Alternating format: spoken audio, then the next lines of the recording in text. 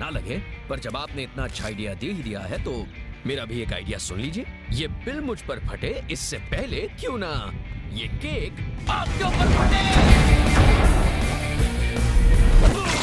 और भी बहाने सुनने तो सुनो, पागलों की तरह भागते हुए मैं किसी तरह से लेकर आया हूँ ये शुगर फ्री केक। मतलब क्या होता है ये शुगर फ्री केक, और कौन खाता है ये सब? अपनी बकवास बंद करो। दफा हो जाओ। इतनी जल्दी घर आए मेहमान को केक नहीं खिलाओगे? ये तो बढ़िया है यार, आप भी खाइए, अपना ही घर समझिए। इनका थोबड़ा है तो प्लेट की क्या जरूरत है? हाँ? ओह, एक और बात